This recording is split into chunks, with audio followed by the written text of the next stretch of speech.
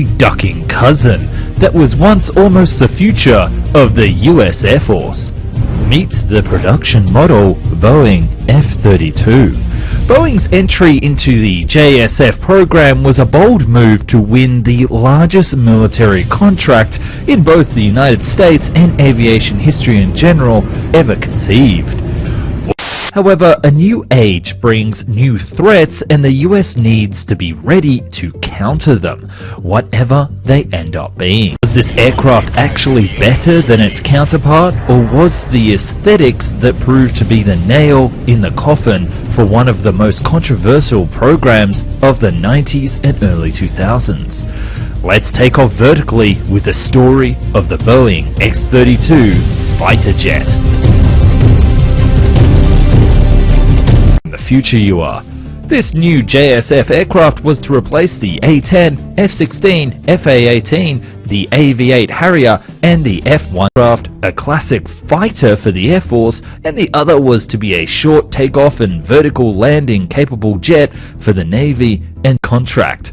Lockheed would actually come up with the X-35 and Boeing made, well, this thing called the X-32. The game was on.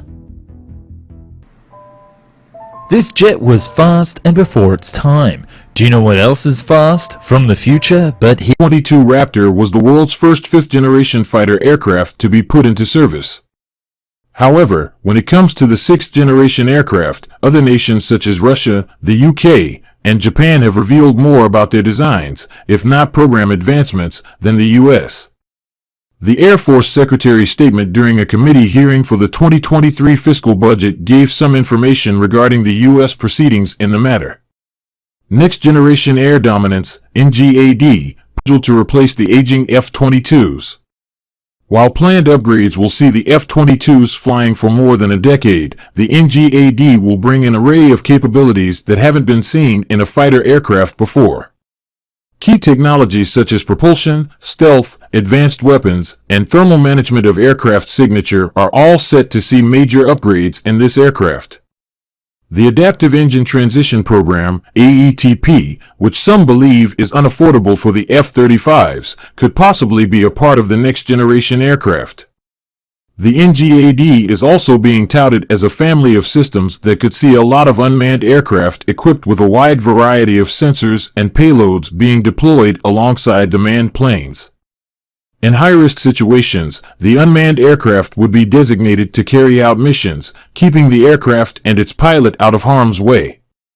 How much would it cost? At $135 million apiece, the F-22s were the most expensive planes the U.S. Air Force developed. In comparison, F-35s came with a lesser price tag of $80 million per tail.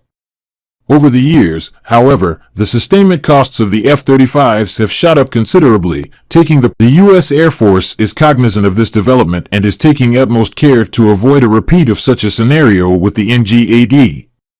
Kendall told Congress that the Air Force was paying close attention during the development of the aircraft to ensure that while the initial manufacturing costs were high, the upgrades and maintenance could be achieved in a cost-efficient manner. Kendall reiterated the unmanned components of the NGAD would be comparatively cheaper to produce, and while these aircraft would be attributable to risky tasks, they would not be cheap enough to be expendable during these missions.